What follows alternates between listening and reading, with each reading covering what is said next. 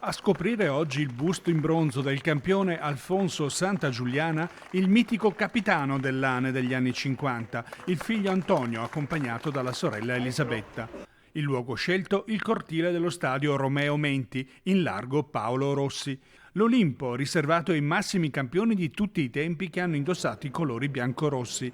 In questo modo la città di Vicenza, la società Lane Rossi e una rappresentanza di tifosi hanno voluto tributare il ricordo di Alfonso nel centenario della sua nascita avvenuta a Cornedo. Cornedo rappresenta le origini di questo grande centro mediano. Le persone più anziane ricordano ancora il luogo, il quartiere in cui è nato Alfonso Santagiuliana. In più abbiamo dedicato lo stadio del Cornedo che attualmente milita in eccellenza. Abbiamo riservato il posto che Alfonso meritava, che è qui il suo stadio, e ci sembra corretto farlo. Alfonso è il terzo biancorosso di sempre come presenze dopo Savoini e Menti, ha un pezzo di storia biancorossa, con uno scudetto vinto con il Grande Torino, anche un pezzo della città, perché poi anche dopo il suo abbandono al calcio, con la sua attività in Corso Palladio, è stato una persona di grande spessore della città. Oggi avrebbe compiuto 100 anni e come Lane Rossi Vicenza e Comune di Vicenza volevamo ricordarlo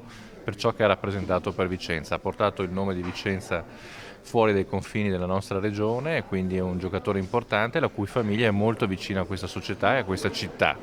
E quindi un grazie anche alla famiglia Santagiuliana per questo momento di ricordo. L'emozione è tanta perché vedere mio papà qui in forma di bronzo è chiaro che ti prende il cuore, però sono contento per tutti quelli che l'hanno conosciuto e amato e adesso spero che dia una mano anche a questa squadra e alla società da poter riprendere i fasti dell'epoca del papà.